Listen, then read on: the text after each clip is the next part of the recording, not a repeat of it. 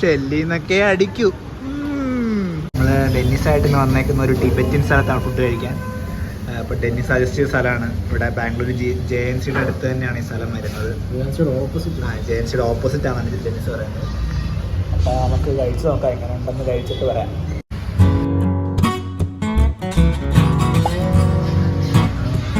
പിന്നെ നമ്മൾ ഈ ബൺ പൊറോട്ട പോലെ സാധനം എടുക്കുക. എന്നിട്ട് നമ്മളിതൊരു ബീഫിൻ്റെ പീസിങ് എടുക്കുക, സ്ലൈസ്ഡ് ആയിട്ട് ബീഫിങ് എടുക്കുക.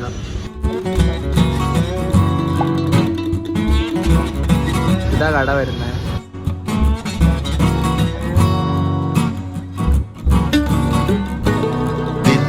അപ്പോൾ നമ്മളിന്ന് എവിടെയാ പോകുന്നത്?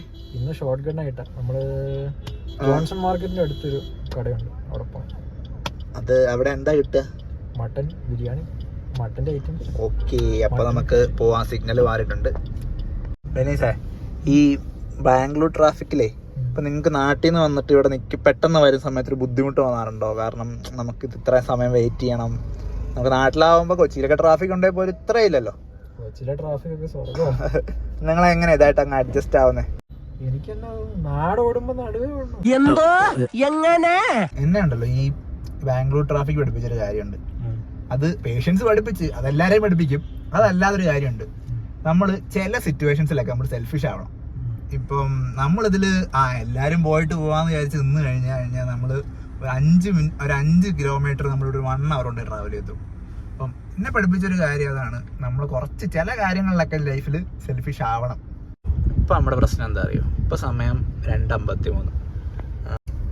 എനിക്ക് വണ്ടി കൊണ്ട് ചേച്ചിക്ക് കൊടുക്കണം 5 മണിയാകുമ്പം ഇലക്ട്രോണിക് സിറ്റിയിൽ. 5 മണിക്കുള്ളിൽ കഴിച്ച് കഴിഞ്ഞ് ഡെന്നിസിനെ കൊണ്ടുപോയിട്ട് ഞാനവിടെ എത്തണം. എത്തിയാൽ മതിയായിരുന്നു. നാളെ എടുക്കേണ്ടതാണ്. ഇത് എക്സ്പ്രസോ അല്ലേ?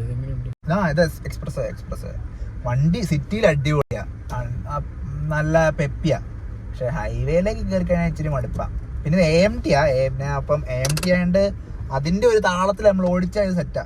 നമ്മൾക്ക് വണ്ടി ഓവർടേക്ക് ചെയ്യേണ്ടപ്പോൾ വണ്ടി ഓവർടേക്ക് ചെയ്യാൻ തയ്യാറായിരിക്കത്തില്ല. അപ്പോൾ നമ്മൾ അതനുസരിച്ച് ഒന്ന് ഓടിച്ചു കഴിഞ്ഞാൽ കുഴപ്പമൊന്നുമില്ല. നല്ല വണ്ടിയാ, ടൗണിലേക്ക് അടിപൊളിയാ. അപ്പോൾ നമ്മൾ കടയിലെത്തിയിട്ടുണ്ട്. ഇതാണ് ഡെന്നിസ് പറഞ്ഞ കട. ഇവിടെ നമ്മൾ ആക്ച്വലി വന്നത് മട്ടൻ ബിരിയാണി കഴിക്കാനാണ്. പക്ഷെ ഇവിടെ മട്ടൻ ബിരിയാണി ഇല്ല, ബീഫ് ബിരിയാണി ഉള്ളൂ. ബീഫൊക്കെ നല്ല ജ്യൂസിയാണ്, ബിരിയാണിയും നല്ലതായിരുന്നു. ഇതാണ് നമ്മൾ വന്ന കട. ഇതിന്റെ ലൊക്കേഷൻ കറക്റ്റ് എവിടെയാന്ന് ഡെന്നിസിനോട് ചോദിക്കാം. Dennis, correct location? അടേ അങ്ങോട്ട് നോക്ക്.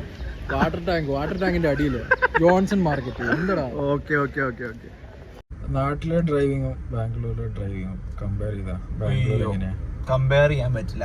ഇവിടെ എല്ലാരും പറഞ്ഞാൽ ഒരു ഗ്യാപ്പ് കണ്ടാൽ കയറ്റുക. നാട്ടിലെ പക്ഷെ നമ്മൾ അങ്ങനെയല്ല, കുറച്ചും കൂടെ ഒക്കെ നമ്മൾ ഡെക്കോറം കീപ്പ് ചെയ്താ ഓടിക്കുന്നത്. നമ്മൾ മറ്റുള്ളവനൊന്നും പറ്റരുത്, നമുക്കും ഒന്നും പറ്റരുതെന്നൊക്കെ ഉള്ള ചിന്തിച്ചാൽ നമ്മൾ ഓടിക്കുന്നത്.